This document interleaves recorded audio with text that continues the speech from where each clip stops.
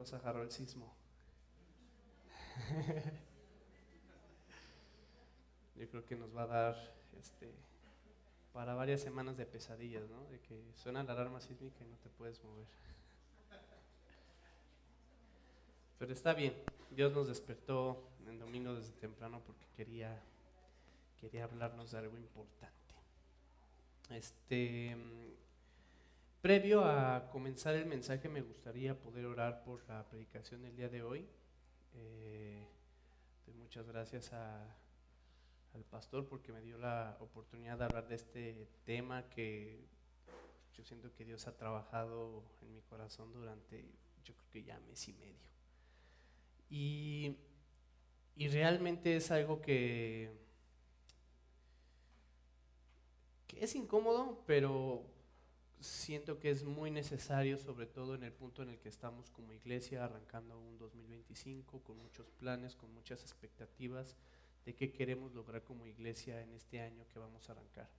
Pero bueno, vamos a orar y nos arrancamos con el tema.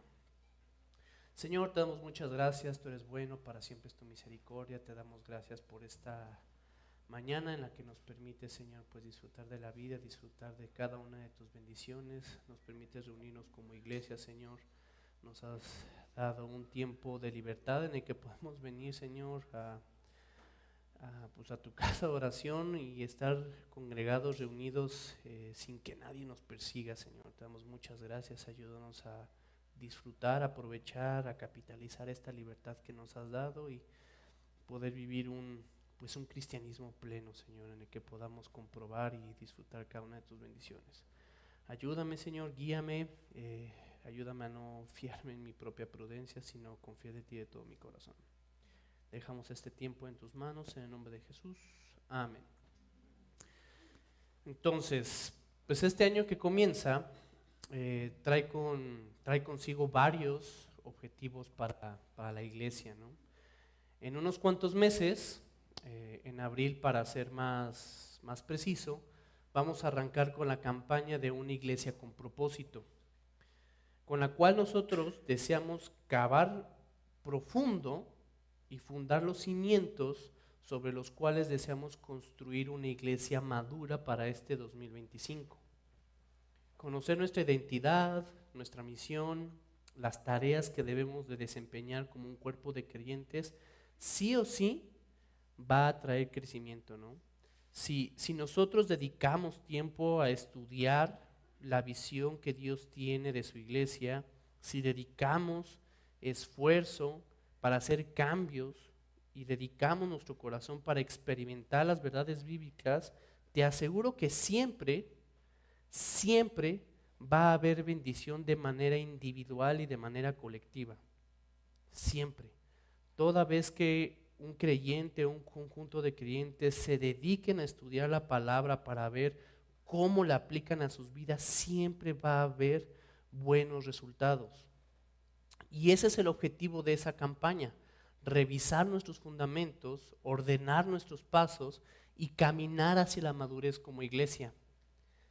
¿Quién no desea eso para su vida? ¿Quién no desea eso para el futuro de su iglesia?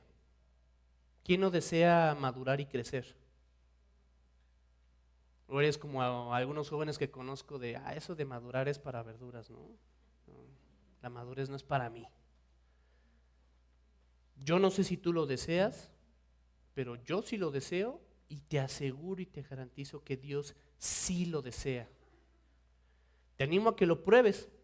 Tal vez Dios va a tardar tiempo en responder esa oración para cambiar tu carro, para mover a tus hijos de escuela, para un incremento salarial, para moverte a un mejor trabajo, para cambiarte de domicilio. Pero pídele a Dios que haga todo lo posible para que comprendas su voluntad y para que puedas caminar en la vía de la madurez, y vas a ver que no se tarda ni 24 horas en responderte. Así te va a responder, ¿no? Es más, vas a notar que hasta los tiempos se apresuran. Dios es especialista en responder todas aquellas oraciones que no nos gustan y que por lo general son las que no nos benefician como a nosotros nos gustaría, ¿no? Dios desea ver que Anástasis y que sus miembros crezcan. No es un misterio ni es algo que alguien nos tenga que revelar en un sueño, se va a abrir los cielos y va a caer un halo de luz y nos va a decir, esta es la voluntad de Dios. No, o sea, la voluntad de Dios que Él tiene para su iglesia, la podemos leer en Efesios 4. Son muchos versículos, así que solo te voy a leer un par, que resumen muy bien lo que Dios desea para su iglesia. ¿Sí? Entonces, en Efesios capítulo 4, en versículos 15 y 16, dice lo siguiente: siguiendo la verdad en amor, crezcamos en todo aquel que es la cabeza, esto es Cristo, de quien todo el cuerpo, bien concertado y unido entre sí por todas las coyunturas, se ayudan mutuamente, según la actividad propia de cada miembro, recibe su crecimiento para ir edificándose en amor. Como dije antes, este fragmento sintetiza muy bien la idea general que está en todo Efesios 4 y que de hecho también condensa toda la idea general de esta carta, de la carta a la iglesia de Éfeso. Son varios versículos, no vamos a estar aquí toda la tarde leyendo, pero el sentimiento que transmiten estos 32 versículos de este capítulo gira en torno a esto. Una iglesia que está unida y la vocación del cristiano dentro de esta iglesia que está unificada, ¿sí? Dios quiere una iglesia unida a Cristo y unida entre sus miembros, nutriéndose y apoyándose para que el cuerpo crezca. Según lo que leemos en Efesios, el crecimiento tiene como condicionante la unidad. Si la iglesia está unida, crece. Y por el contrario, si no está unida, pues no crece. Obvio, ¿no? Pues vamos a ver a continuación que en realidad no es tan obvio, porque el concepto que tenemos de unidad muy seguramente no es la misma idea que Dios tiene de unidad. El apóstol Pablo en este pasaje usa una expresión que podría parecer redundante, pero la emplea para dejar en claro que la idea de unidad es algo más que estar pegado uno con otro. Y quiero que lo entiendas de esta manera gráfica. Tú estás sentado al lado de otra persona. ¿Estar sentado al lado de la otra persona te une a esa persona? No. Puedes tener a una persona o a un grupo de 100 personas metidas en un saloncito, todos bien pegados, pero no están unidos. Están pegados, están en el mismo lugar, comparten el mismo lugar, pero no están unidos.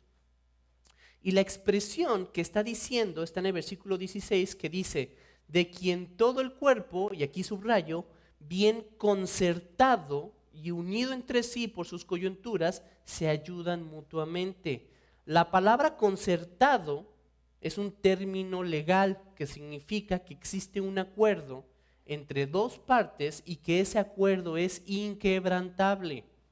Es una expresión que se utiliza para describir las relaciones o los patrocinios que da un estado a sus gobernados para que ambos puedan progresar juntos. La unidad es vital para el crecimiento y para la madurez. Ahorita que hemos tenido varios embarazos en el grupo de matrimonios jóvenes, hemos visto cómo es que los ultrasonidos son cruciales para saber si un bebé está creciendo correctamente o no está creciendo correctamente. A ver, alce la mano. Sé que tenemos varios médicos aquí. ¿Quién es médico? Ok. ¿Alguien me puede decir para qué sirven los ultrasonidos?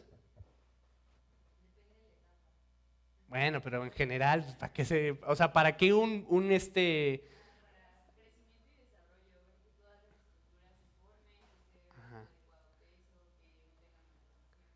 Ajá. Ok. Entonces, en general la idea de un ultrasonido, y sobre todo aquellos que se llaman estructurales, es evaluar el desarrollo a través de mediciones, ¿no? Y lo que hacen en estos ultrasonidos, pues el médico tratante pues observa el tamaño de los miembros, ¿no? Que el bracito, la piernita, la cadera, la cabeza, mide los huesitos, ¿no? Si un miembro, si una piernita, si un bracito si está creciendo en proporción al cuerpo, pues el médico determina que el bebé está sano y que la gestación pues va bien.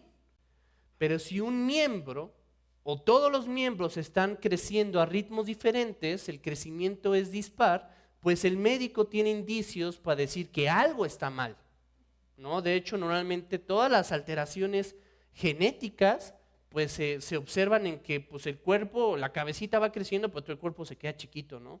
O todo el cuerpo va bien, pero un bracito está quedando pequeño. Entonces, ese es un indicio. Si el cuerpo en general no está creciendo simétricamente, pues el médico dice, aquí hay una enfermedad, ¿no? Hay un síndrome, hay algo con lo que se va a tener que tratar este niño. Estas conclusiones, las que te comparto, si quieres llamarlos diagnósticos, sean favorables o no, son solamente posibles por la capacidad que tiene un cuerpo de estar unido y concertado. La unidad de un cuerpo determina si está sano o no. Si los miembros están juntos, en acuerdo, el cuerpo crece, se fortalece y madura. Esta es la misma idea que Pablo está transmitiendo en Efesios 4. Los cuerpos solo pueden sobrevivir y subsistir si están unidos y bien concertados. Y esta es la misma historia para las iglesias. Las iglesias pueden crecer, pueden subsistir y se pueden multiplicar si están unidas y bien concertadas. De hecho, en Efesios 3 y 4, aunque más el capítulo 4, describen la forma en la que una iglesia, y bueno, también cada creyente en lo individual, debería valorar y debe de aspirar a la unidad.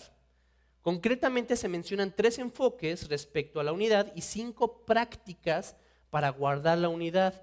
No voy a detenerme mucho en esto porque no es el enfoque del mensaje, pero lo que sí me gustaría que supieras es que el apóstol Pablo está diciendo esto para dejarte en claro una realidad bíblica, ¿sí? Entonces te dije, son 3 enfoques y son 5 herramientas que se utilizan para trabajar en la unidad. Entonces, el primer enfoque está en el versículo 3 y dice, solícitos en guardar la unidad del espíritu en el vínculo de la paz, ¿sí? La unidad es un bien que debe de ser protegido. Ese es el primer enfoque, es un bien que debe ser protegido. Tú y yo no generamos el vínculo. Ese lo genera Cristo a través de su espíritu. No obstante, tú y yo como creyentes sí estamos llamados a guardar ese vínculo de la misma forma en que se protegería algo que siempre está en constante ataque. La expresión que aquí se utiliza de guardar es tereo, y tereo es vigilar. Si hay algo que puede romper la unidad, yo lucho o algo en contra de ese algo que puede romper ese vínculo de paz en una iglesia, ¿sí? El segundo enfoque es la unidad es una meta. El versículo 13 nos dice hasta que todos lleguemos a la unidad de la fe y del conocimiento del Hijo de Dios, a un varón perfecto, a la medida de la estatura de la plenitud de Cristo. Yo creo que todo cristiano, de manera independiente, si son nuevos o no, debe de aspirar a ser como Jesús, a llegar a esta estatura del varón perfecto. Por eso nos llamamos cristianos, porque deseamos ser Cristos pequeños. No obstante, esta meta no es individual. Si tú lees bien el pasaje, dice que la medida y la estatura del varón perfecto es algo que se alcanza como un conjunto. Dice el pasaje, hasta que todos lleguemos a la unidad de la fe y el conocimiento. A medida que tú te vinculas mejor con tus hermanos en la fe y a la medida en la que tú ayudas a otros a crecer, logras que tu carácter se acople cada vez más al de Cristo. Tú debes de aspirar a ser como ese varón perfecto que modela Jesús, pero solamente lo vas a lograr en ese vínculo perfecto con la iglesia. Y por último, el tercer enfoque es que la unidad se cultiva. Dice el versículo 16, que ya leímos antes, pero te lo repito: siguiendo la verdad en amor, crezcamos en todo, en aquel que es la cabeza, esto es Cristo, de quien todo el cuerpo, bien concertado y unido entre sí, se ayuda mutuamente. La unidad se logra cuando la identidad entre sus miembros está tan clara y está tan arraigada en todos que son indivisibles. Eso significa unidad. Unidad es la capacidad de indivisibilidad de un objeto. No lo puedes separar. Probablemente cada miembro, y eso es una realidad, va a tener una opinión o un criterio diferente, pero tienen tan claro aquello que los une que una diferencia de opiniones o una fricción en una conversación no los divide, no genera distanciamientos, están unidos. La unidad se logra cuando hay concierto en todos los miembros porque están de acuerdo y esos acuerdos no se rompen. ¿Sí? ¿Hasta aquí vamos bien? Entonces, ¿me puedes decir cuáles son los tres enfoques que acabo de mencionar? Si vamos bien, entonces los puedes decir.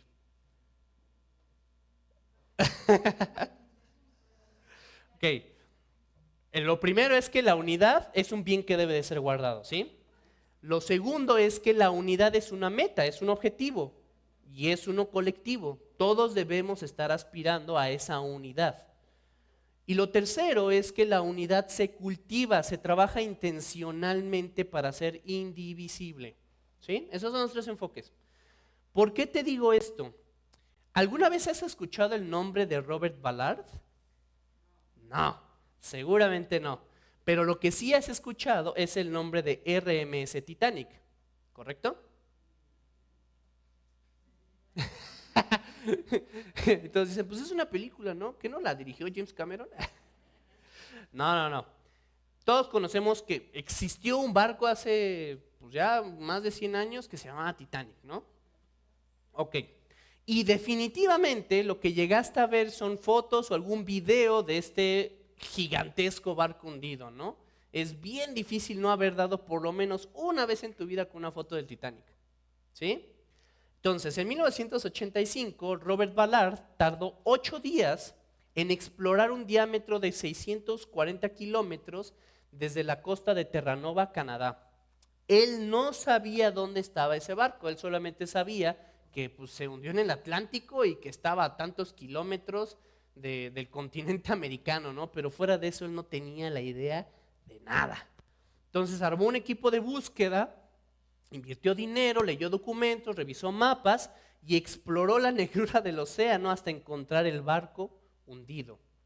Y no dio por accidente. Eso fue parte de una búsqueda bien intencional. Él sabía que quería encontrar el Titanic, él tenía toda la información disponible, tenía todos los recursos disponibles a su alcance y dice, lo voy a encontrar. Y finalmente lo encontró y tomó 30,000 fotos con los submarinitos estos que incluso pudimos ver en la película y todo eso y bueno, se encontró.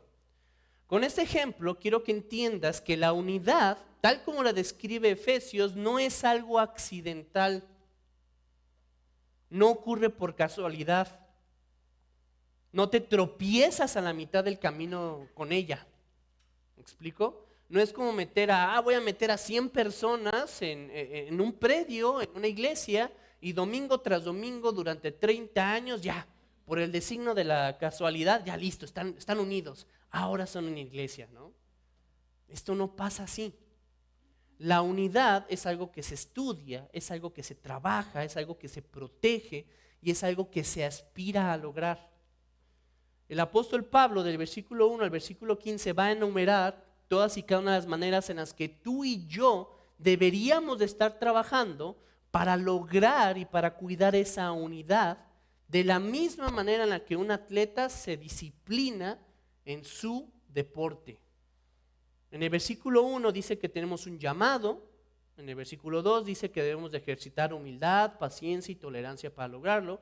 En el versículo 11 y 12 dice que cada persona tiene una vocación, habla de dones espirituales, habla de ministerios. En el versículo 15 se menciona que se debe buscar un crecimiento en conocimiento y fe. Y del versículo 22 en adelante se menciona cómo es que tú te vas a someter a una disciplina, ¿no? Y te empieza a decir, deja la mentira y di la verdad, deja el robo y trabaja. Te habla de cómo es que incluso tú tienes que estarte discipulando en esta disciplina del creyente.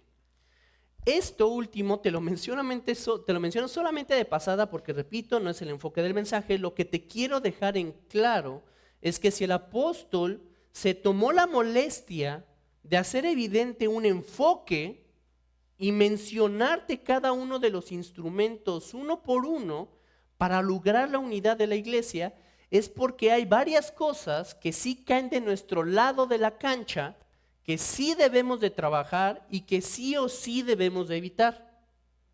Repito, la unidad no es un accidente. Dios la crea y Él espera que tú y yo la guardemos, porque de lo contrario no hay crecimiento. Por eso leímos en el versículo 3 de Efesios 4, solícitos en guardar la unidad en el espíritu, el vínculo de la paz. ¿Sí? La unidad, si lo quieres entender así, es el campo fértil, es el campo recién regadito que hasta huele a humedad. Ese es el campo sobre el cual Dios va a sembrar y va a cosechar nuevos creyentes. Una iglesia que está dividida no solamente no crece, se estanca y finalmente se muere. Tú puedes pasar años en estas bancas, escuchar cientos de mensajes, escuchar cientos de clases, estar en cientos de cursos y aún así estar en completo desacuerdo y en completo conflicto con tu iglesia. Tú y yo podemos formar parte de un grupo, de un ministerio, y aún así ser completamente ajenos al vínculo de la paz. Venir aquí y participar de las actividades no te une a una iglesia. Leer mucho, saber mucho, participar mucho es engañoso. Eso no es un indicio de crecimiento y muchísimo menos del progreso de una iglesia. El día de hoy quiero mencionarte el factor número 1 que rompe la unidad de una iglesia. Si te estoy diciendo que hay que guardar el vínculo de la paz, que hay que vigilar, es porque sí existen amenazas. Y la amenaza que está en el top de peligros que matan el crecimiento de los miembros y de la iglesia es la amargura. Esta práctica puede matar por completo a una iglesia. Y quiero que te quedes con estos dos pasajes, ¿sí? Son los pasajes base. El primero de ellos se halla en Efesios capítulo 4, versículo del 31 al 32. Y dice, quítese de vosotros toda amargura, enojo, ira, gritería, maledicencia y toda malicia. Antes sed benignos unos con otros, misericordiosos, perdonándoos unos a otros como Dios también perdonó a vosotros en Cristo. Y el segundo pasaje está en Hebreos capítulo 12, versículo 14 y 15, que dice, seguid la paz con todos y la santidad, sin la cual nadie verá a Dios. Mirad bien que no sea que alguno deje de alcanzar la gracia, que brotando alguna raíz de amargura os estorbe y por ella muchos sean contaminados. La amargura es el pecado más subestimado, pero que tiene y que ha tenido los efectos más devastadores en la historia de la humanidad. Tal vez justo de ahí, de su sutileza, de su aparente ligereza, tal vez de ahí viene su poder destructivo. Solo mira cómo es que Hebreos te dice que aparece la amargura en un creyente. Basta que te descuides un momento en el que no estés alcanzando la gracia de Dios y ¡pum!, brota. Y se requiere de un solo germen para que florezca, para que te haga caer y junto contigo caigan muchos. De hecho, si tú lees ambos pasajes, esto ya hazlo en tu casa después, si tú los lees de manera paralela, los dos pasajes se comportan de una manera muy semejante porque te empieza a decir, antes de mencionarte la amargura, que que hay un proceso en el que tú te tienes que ir renovando. Vas sacando cosas, vas metiendo cosas y hasta el final de este listado aparece este pecado, la amargura. Saca de ti la amargura y esto viene al final del listado porque justamente este pecado se planta y crece bien profundo en el corazón y bien profundo en las ideas de las personas. En unos momentos te voy a explicar cómo es que funciona.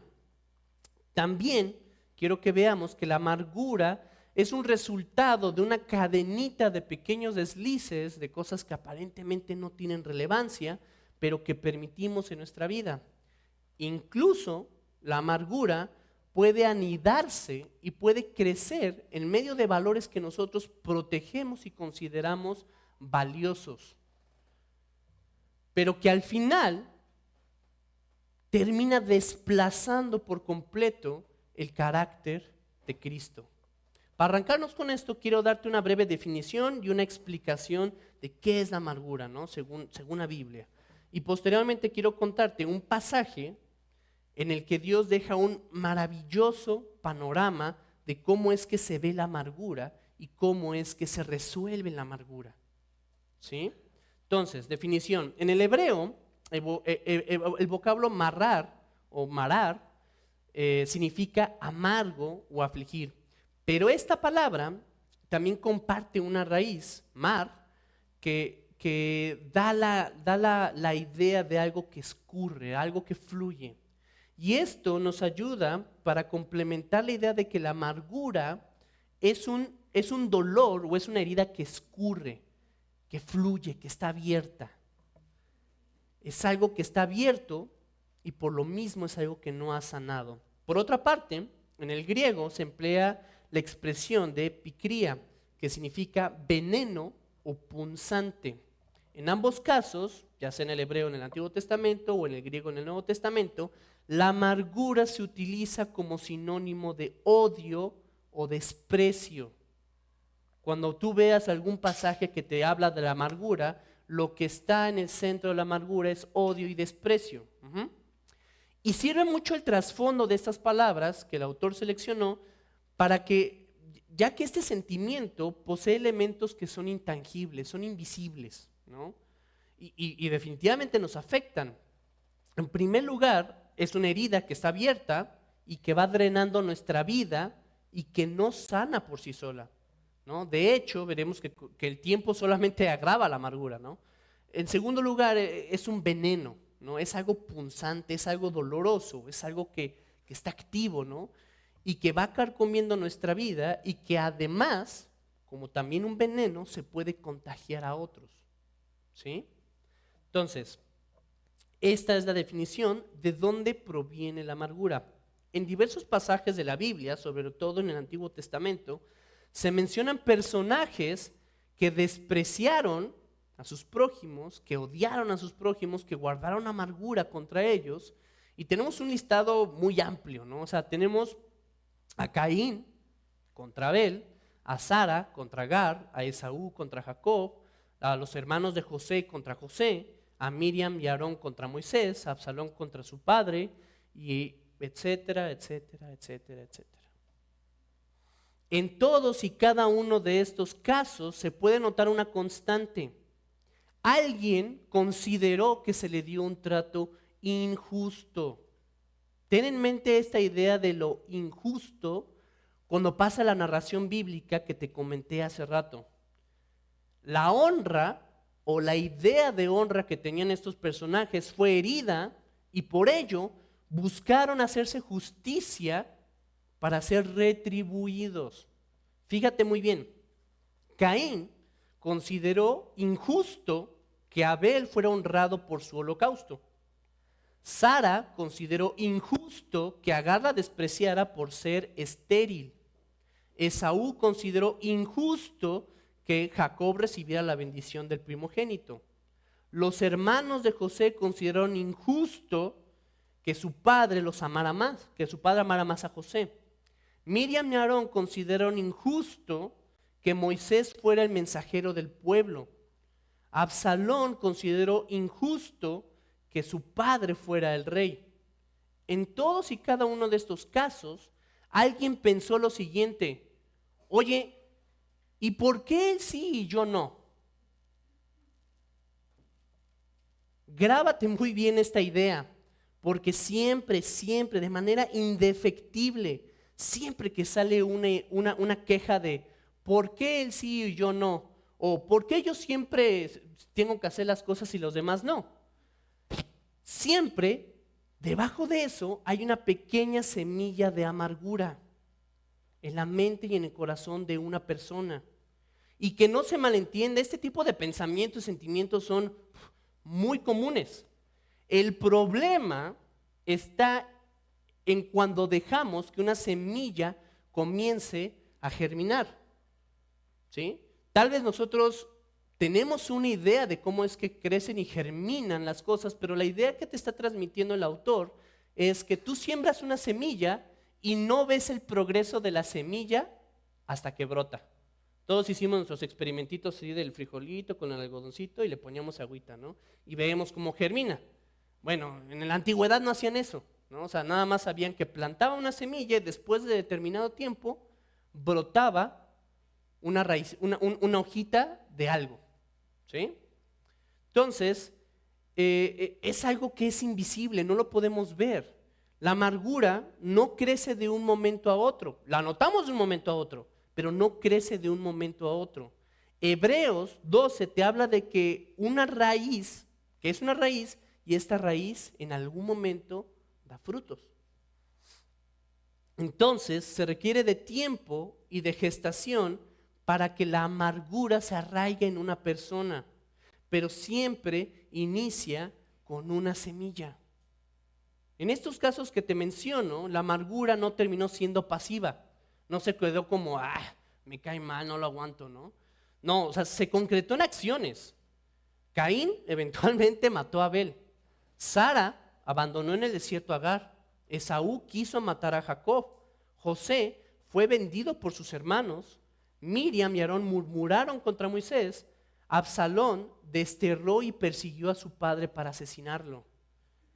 Una vez que cada uno de estos personajes mencionados se dio la licencia de guardar rencor contra sus hermanos, vino la idea de ejecutar una acción. Entonces, la amargura como tal viene de un concepto personal de justicia y es lo que yo creo merecer de los demás y por lo mismo lo que los demás merecen recibir de mí. ¿Sí? Es mi honra personal la que resulta ofendida y yo soy el que rehúso a que se restaure. Es mi concepto de justicia y lo que yo creo merecer. Es mi honra la que ofendieron, soy yo quien decide cómo debe de ser restaurada. Yo pongo el precio y yo pongo la medida de cómo me deben de pagar. Ahora, la amargura tiene varios peligros, tiene varios riesgos. Y el riesgo y el peligro de la amargura está en su sutileza, porque es indetectable. Siempre viene debajo de un reclamo de injusticia porque alguien hizo algo que nosotros consideramos que fue injusto. Se queda en mi corazón un deseo de ser retribuido por los demás. ¿Me la hiciste? Ahorita vas a ver cómo me la pagas, ¿eh? La idea que transmite Hebreos 12:15 es la de una semilla, es algo que se implanta y germina, da frutos y se propaga a otras personas. Es algo que ocurre internamente, es intangible. De la misma forma en que no nos damos cuenta cuando una semilla echa sus primeras raíces, así. Tú no te das cuenta cuando una decepción, cuando un disgusto, cuando una discusión ya está generando raíces en tu mente y en tu corazón. Sobre todo, la amargura pasa desapercibida porque nosotros podemos aprobar y hasta legitimar que nuestro rechazo y nuestro desprecio es justo. Él me lo hizo. Pues él tiene que aprender, él tiene que pagar. Finalmente, la amargura haya cabida en nosotros cuando decidimos no perdonar la ofensa, ya que no buscamos el perdón, sino buscamos el rigor de nuestra propia justicia sobre lo demás. Si yo sufrí, ahora también vas a sufrir igual que yo. Pedrito, Juanito deben de pagar por lo que hicieron. Si me lo hicieron, deben de aprender, porque si no, entonces no van a saber ni lo que hicieron, ¿no? Y así de un momento a otro, ya somos Dios, ¿no? Ahora lo voy a disciplinar con el látigo de mi desprecio, ¿no? Así pensamos. Aunque muchas veces no lo verbalizamos, ese es el sentimiento que viene debajo. En tanto que la gracia de Dios no desprecia al pecador, la justicia humana sí repudia y aniquila al que peca contra nosotros. Por eso el pasaje de Hebreos está diciendo, mira que alguien no deje de alcanzar la gracia. ¿Por qué? Porque en el momento en el que alguien no alcanza la gracia, cierra las puertas al perdón. Cierras la puerta a que Dios te perdone y cierras la puerta a perdonar a alguien más. Te repito, en tanto que la gracia de Dios no desprecia al pecador sin importar la ofensa, quién empezó o quién terminó, la justicia humana, mi justicia, lo que yo quiero que me paguen, repudia a la persona que me ofendió. Ahora, considera esto que te digo de cómo se origina y cuáles son sus peligros al escuchar la siguiente historia. Ya con esto voy a terminar. Había un joven que vivía en la tierra de Canaán. Este muchacho tenía una familia grande, tenía una docena de hermanos, pero había un par de cosas que hacían especial a este joven en esta familia, ¿no? Lo primero es que era de los más chicos, ¿sí? Lo segundo es que su papá lo amaba y lo amaba mucho.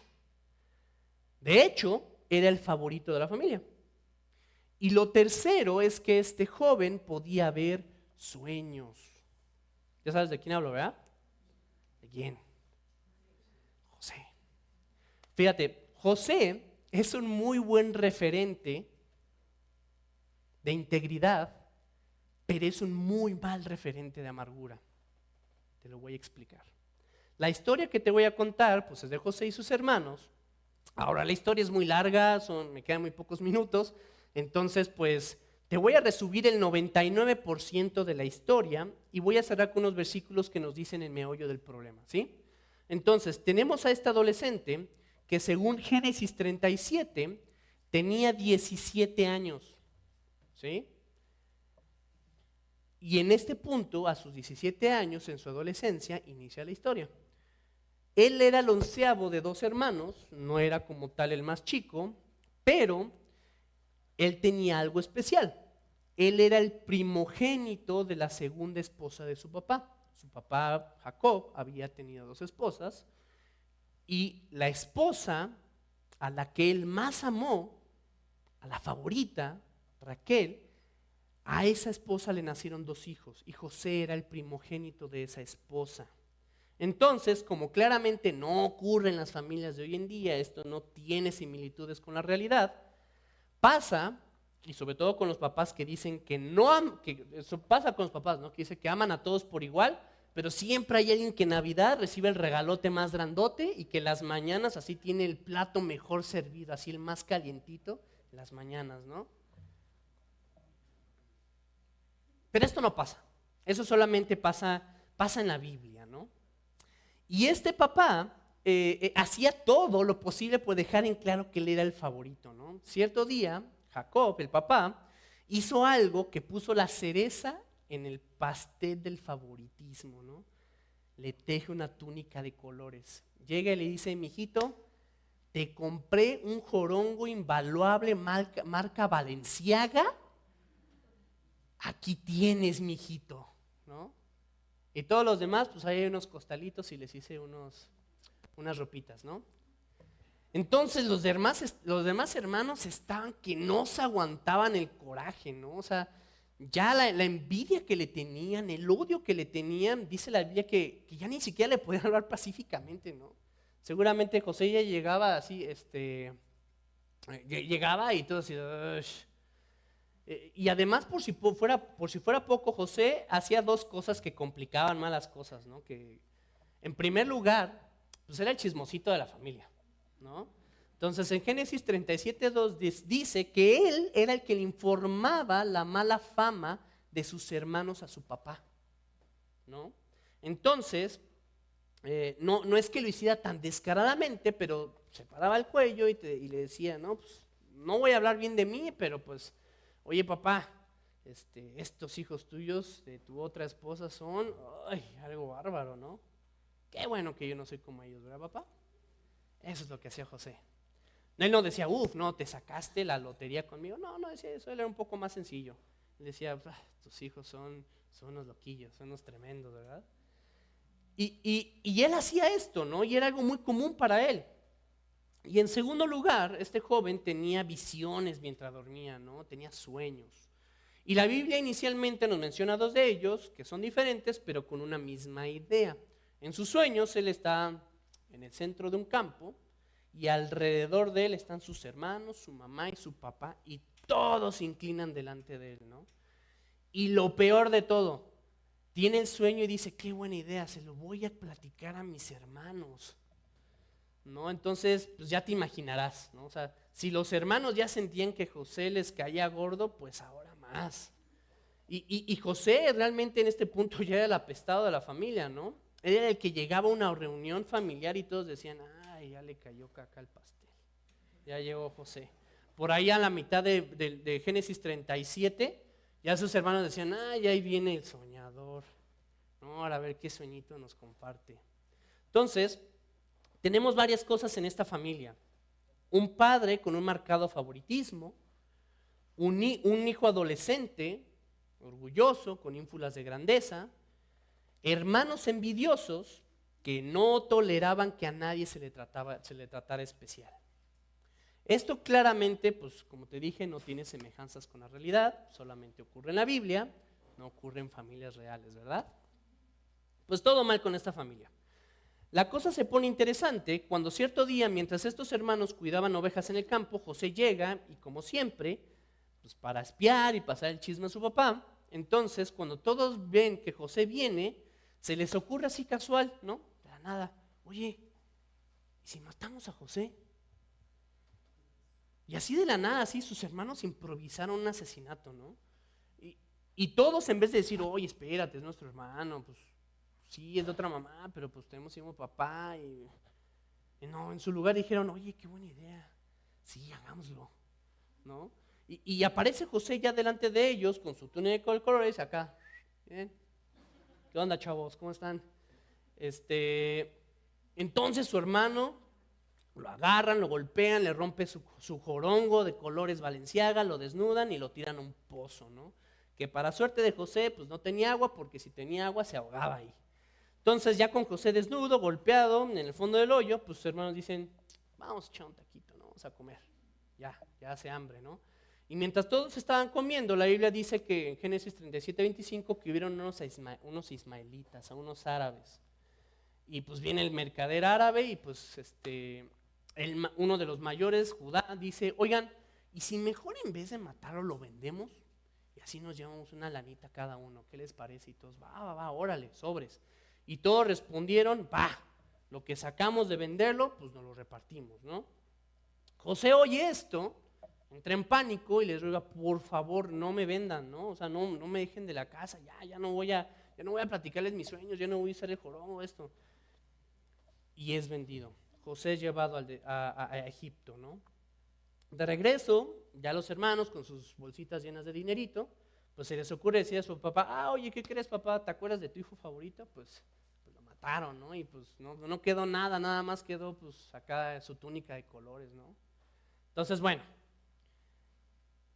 el resto ya es historia, ya sabes, ¿no? José llega a casa de Potifar, le va súper bien hasta que falsamente lo acusan de un intento de de abuso, de hostigamiento, de acoso. Va a dar a la cárcel, lo abandonan durante años hasta que interpreta un par de sueños que le dan fama de adivino, ¿no? Y ese renombre, tiempo después, lo lleva ante Faraón, descifra un sueño del gobernante más poderoso del mundo, conocido en aquel entonces, y le dan un megapuestazo en el gobierno de Faraón. Se vuelve secretario general de Economía, de Agricultura, de Turismo y de todas las instituciones que existían, ¿no? Palabras más, palabras menos, eso es lo que ocurre de Génesis 37 a Génesis 42, ¿sí?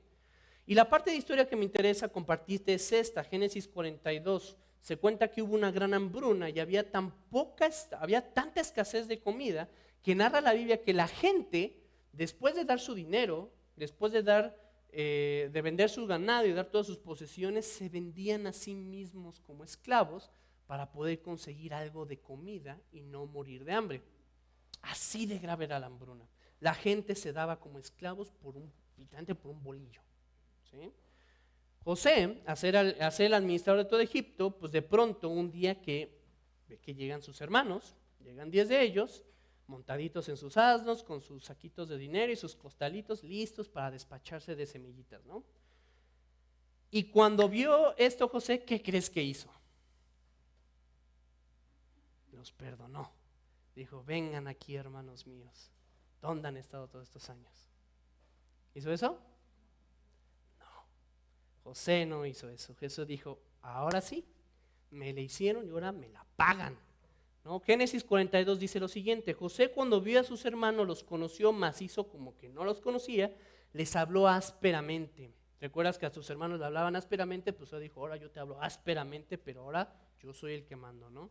Le dijo, ¿de dónde habéis venido? Y ellos respondieron, de la tierra de Canaán, para comprar alimentos. José pues conoció a sus hermanos, pero ellos no le conocieron. Entonces se acordó José de los sueños que había tenido acerca de ellos y le dijo, espía sois. José dijo, así es como Dios ahora me pone esto en bandeja de plata, ahora los voy a ver humillados. Espías sois por verlo descubierto del país, y para ver habéis venido, ¿no? Y ellos le respondieron, no, Señor, sino que tus siervos han venido a comprar alimentos.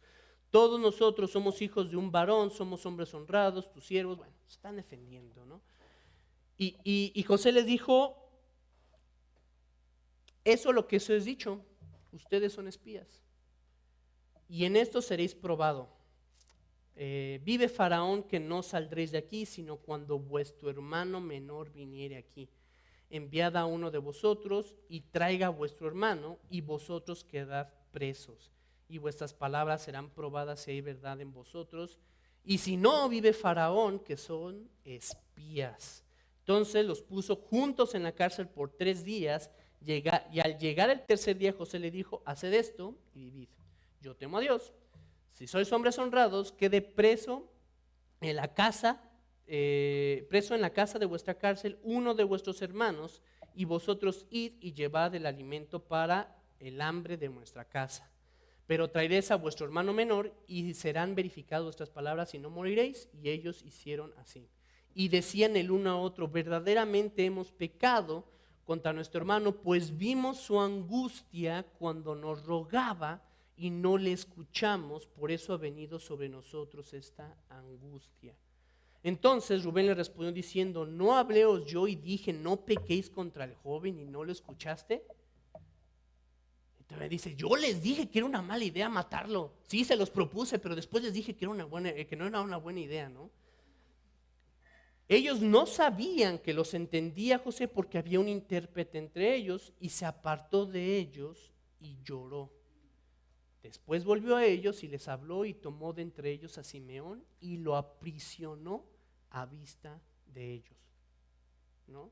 Entonces José ya los tenía como quería, perfecto, ahora sí yo soy el gobernante, están humillados, ya han visto que su pecado los alcanzó y ahora van a sentir lo que yo sentí.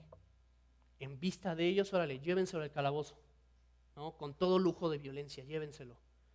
Y tú dirás, aquí se detuvo José, ¿no? O sea, pues ya habían aprendido la lección, ¿no? Ellos ya lo habían reconocido, o sea, verbalmente dijeron, no, hicimos mal, así pecamos contra nuestro hermano, ¿no? ¿Ahí se detuvo? No. Pasaron meses. O sea, la Biblia a veces estos brincos temporales nos llaman mucho la atención en la Biblia porque pasan de un versículo a otro, pero dice que pasaron meses. Ellos se regresaron a su tierra, a las tierras de Canaán, y hasta que se les acabó toda la comida, fue que entonces dijeron, ok, creo que hay que regresar, y si regresamos, ahora sí tiene que ser con Benjamín, porque si no, este chavo, que en aquel entonces se llama Safnat Panea, así le pusieron su nombre egipcio, pues no nos va a recibir. Entonces dijeron, pues ya Jacob les dijo, pues bueno, háganlo, ¿no? Y lleven el dinero, llévenle unos regalitos y pues lleven a Benjamín y Judá de buena voluntad le dice, mira papá, yo te prometo, te juro que te vamos a regresar vivo a Benjamín, a tu hijo menor, ¿no? Yo me pongo por fiador de él y si algo le pasa, yo soy responsable.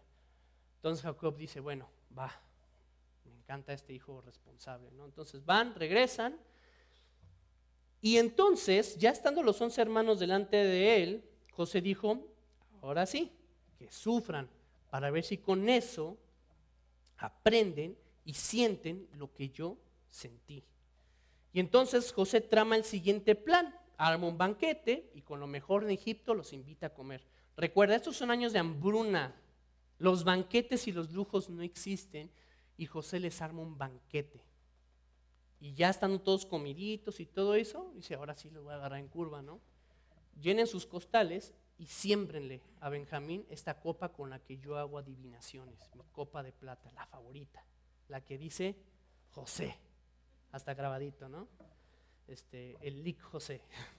Ya con el banquete bien puesto, José manda a llenar los costales y le pide a uno de sus siervos que siembre la copa en la bolsa de Benjamín, el hermano menor, que por cierto, para este punto, ¿sabes cuántos años tenía? 17 o 18, exactamente la misma edad. Entonces, él lo estaba viendo replicado, otra vez estaba armando todo el escenario, ¿no? Van a dejar a un hermano. Y además les da la siguiente indicación a sus siervos, ¿no? Los van a detener en el camino y les van a decir que ellos me robaron mi copa de plata con la que yo hago mis adivinaciones, ¿no? Y entonces, Génesis 45, del 17 en adelante, dice lo siguiente, entonces llegan los siervos y le dicen, oigan, ustedes se robaron la copa de Safnat Panea, ¿no? Y nos ha enviado aquí, ya con cuchillo para cortar cuellos. ¿Quién fue? ¿No? Y ellos dicen, nosotros no fuimos personas honradas, por eso regresamos con el dinero de la vez anterior, te juramos que nosotros no hicimos, ¿no? Es más, regístranos, bolséanos, ¿no? Y si encuentras la copa, que el culpable que se muere y todos los demás quedamos como esclavos. Va. Entonces dicen que abren los costales y ¿qué creen? La copa en el costal del hijo favorito. ¿No? Entonces dice que cuando vieron estos rasgaron sus ropas porque sabían qué significaba. Iban a perder el último de los hijos de su padre. Entonces, con este escenario, Judá se acercó a él y dijo, ay Señor mío, te ruego que permitas que hable tu siervo una palabra en los oídos de mi Señor y no se encienda tu enojo contra tu siervo porque eres como Faraón. Mi Señor preguntó a sus siervos diciendo, ¿tenéis padre o hermano? Y nosotros respondimos a mi Señor, tenemos un padre anciano y un hermano joven, pequeño aún, que le nació en su vejez, y un hermano suyo murió, y solamente él quedó de los hijos de su padre, y su padre lo ama.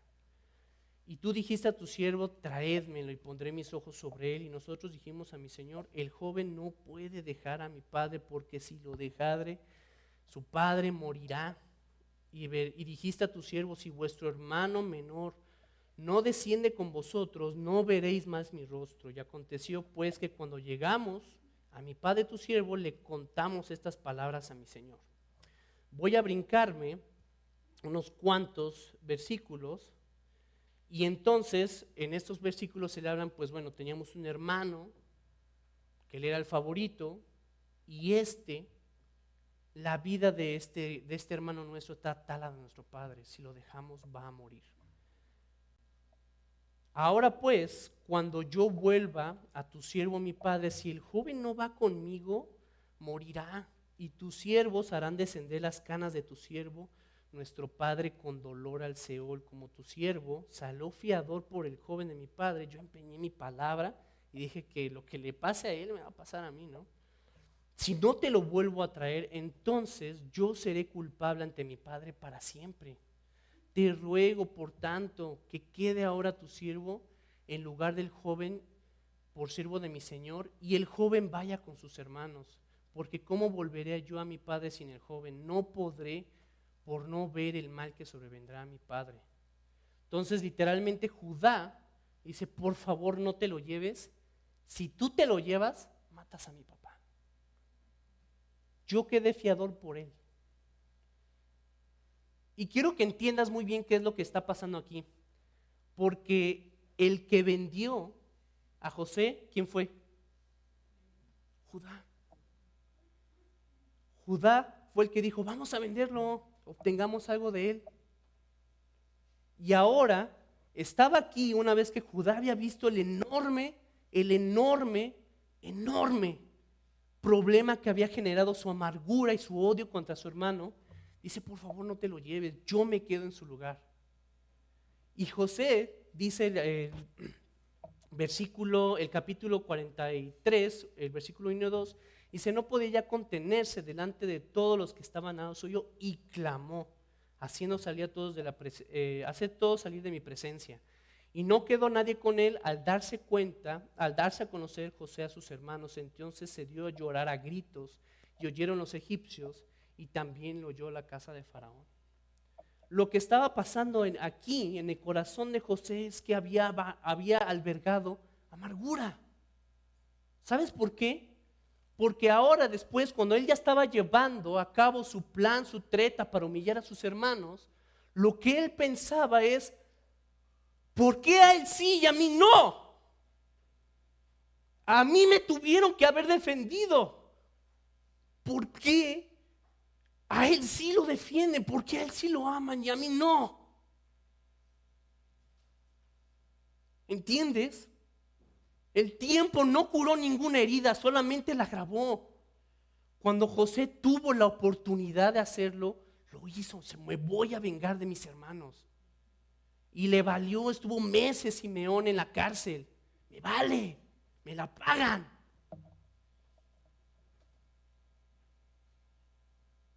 Esa es la amargura. El versículo 2 te está diciendo: lloró a gritos. Esta es la evidencia de un hombre que estaba siendo despedazado por la amargura y que estaba a punto de romper su familia, de disolver a su familia y de matar a su padre de tristeza.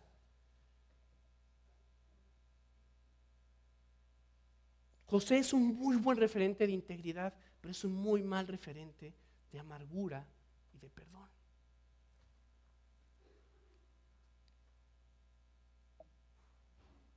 La exhortación que te quiero hacer el día de hoy, hermano mío, es que la amargura hace esto: siembra, germina, y cuando aflora no admite perdón. Yo quiero justicia, me la paga. Te lo digo, te hago esta exhortación en el contexto de Efesios 4. Dios desea una iglesia unida, pero ¿sabes qué mata la unidad? La amargura. Porque donde hay amargura no hay perdón. ¿Sabes qué es lo que está detrás de la amargura? Orgullo. Yo soy el juez. No me importa que Dios ya paga, yo soy el juez. Y yo decreto que me la paga. La amargura te posiciona en un lugar superior al de Dios. La justicia de Dios, que es perfecta, no desecha a un pecador. Tu justicia sí lo desecha. Y te aseguro, nada de lo que ha hecho tu prójimo en contra tuya es superior a lo que ha hecho la humanidad en contra de Dios. Nada. Hermano, quiero que dimensiones el tamaño, la gravedad y la tristeza de la amargura. Porque no hay perdón. Solamente hay 2 pecados en los que Jesús fue muy severo al dar consecuencias. Uno es la blasfemia contra el Espíritu Santo. No dice, ni en este siglo ni en el venidero será perdonado. Pero hay un pecado que Jesús dijo, si ustedes no perdonan, yo tampoco los perdonaré. La amargura es ausencia de perdón. Si tú vives con amargura, vives con la puerta del perdón de Dios cerrada todo el tiempo. Por eso las iglesias no maduran, no crecen. Pueden hacer las actividades que sean y no crecen. ¿Por qué? Ausencia de perdón.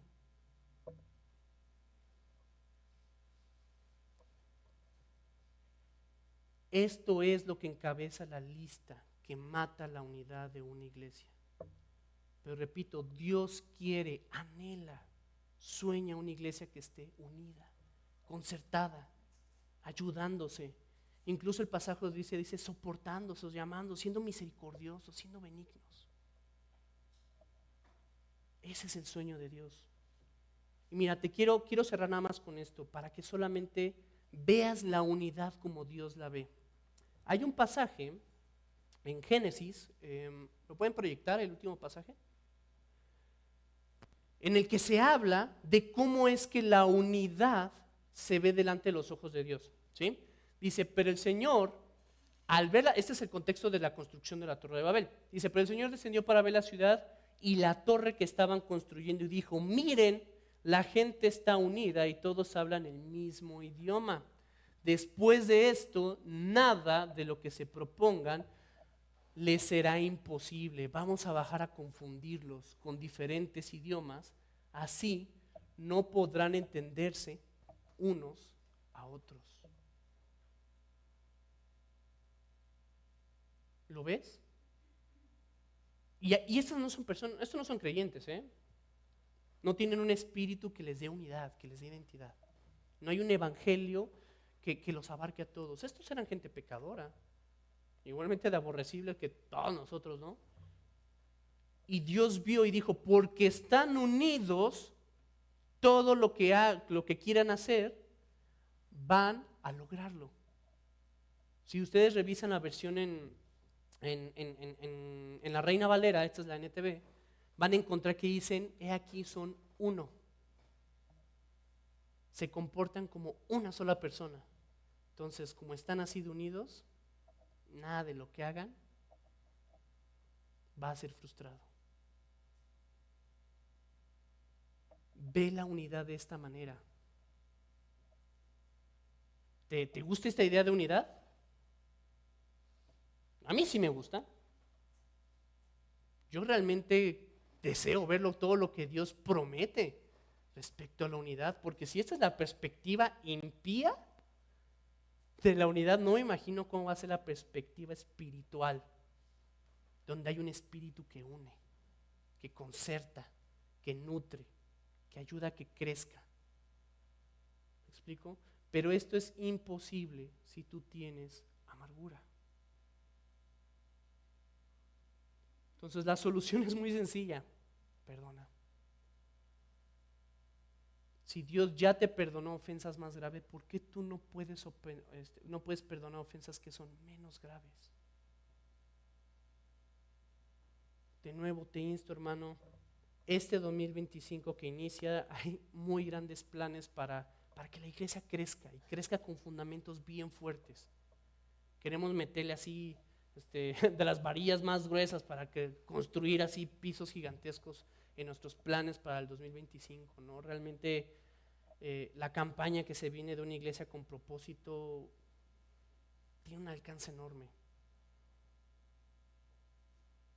Pero si hay amargura, si hay falta de perdón, si hay rencor, si hay odio,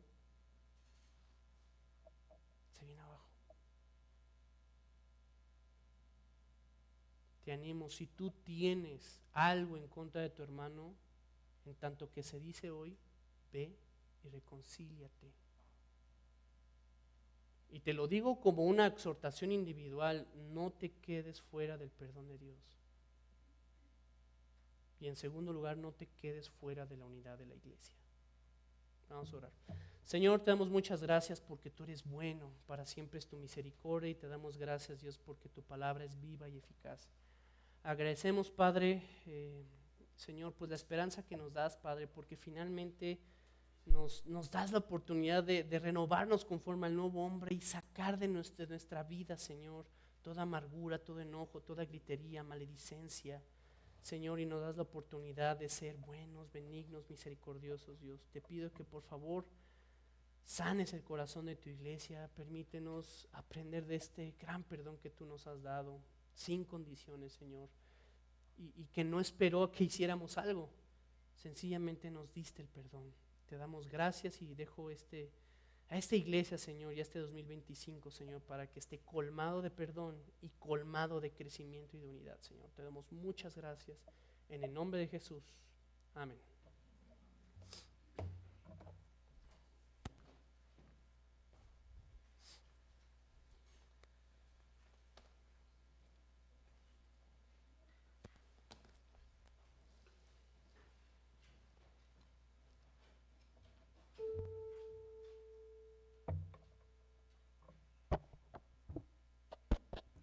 Buenas tardes, hermanos. Hemos llegado a la hora de recoger los diezmos y ofrendas que Dios nos ha proveído todo este tiempo.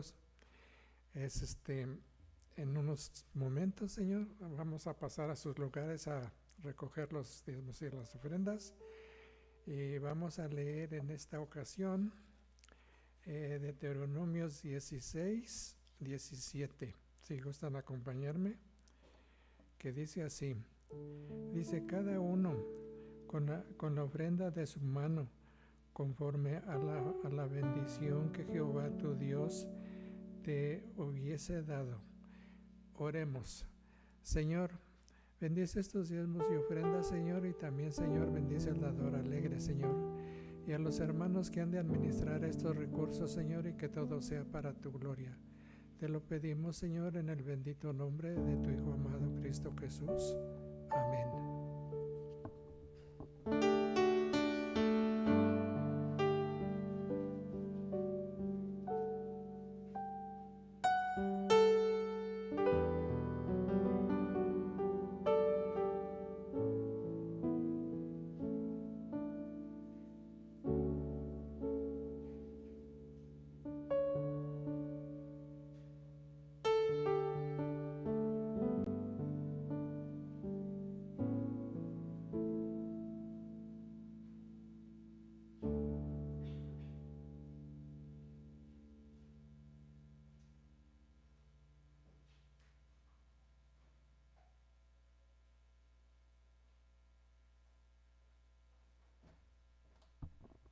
Vamos a despedirnos, hermanos. Ya estamos en el final de este culto. Como bien decía Uziel, ya estamos por empezar Iglesia con Propósito. Ahora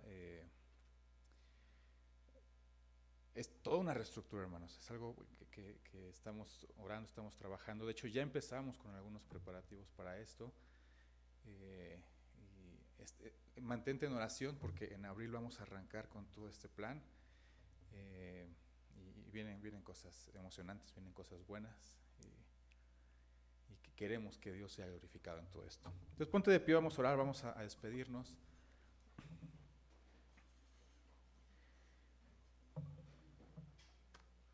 Amado Padre, amado Señor, has sido bueno con nosotros, has sido grande, hemos tenido un año de poder ver tu misericordia, y ahora este 2025 que empezamos, mi Dios, queremos tomarnos de tu mano, queremos arrancar estudiando tu palabra, Señor, queremos arrancar, mi Dios, con todo ese ánimo y toda esa esperanza y toda esa actitud, mi Dios, de poder buscar la unidad de nuestra iglesia, Señor, poder cultivar esa unidad, poder protegerla, mi Dios, y que tú seas manifestado, que tu reino sea proclamado, que tu reino siga avanzando, mi Dios. Y como bien escuchábamos el día de hoy, poder quitar y poder atacar aquellas cosas que están en contra de esa unidad de esta iglesia, mi Dios. Hoy hablamos de esa amargura, Padre. Ayúdanos a perdonar, ayúdanos a ser fieles, mi Dios, ayúdanos a querer ser nosotros los jueces, Señor, y a dejar que tú seas el que juzgue, que tú seas el que perdone, mi Dios, y que podamos realmente como iglesia tomar este camino dejando la amargura a un lado. Tus manos nos ponemos, agradecemos por tu palabra, por todo lo que ha sido el culto el día de hoy, y te rogamos por la semana que viene para que tú sigas trabajando en nuestras vidas, para que podamos seguir avanzando y llegar el próximo domingo nuevamente para vernos, para celebrar, para gozarnos en ti. Gracias, Señor, en nombre de Cristo Jesús, amén. Jehová te bendiga y te guarde, Jehová haga resplandecer su rostro sobre ti, Jehová tenga de ti misericordia, Jehová alce sobre ti su rostro y ponga en ti paz. Estamos despedidos, hermanos, dense un abrazo, nos vemos en la semana, los que se ven, y la próxima semana también.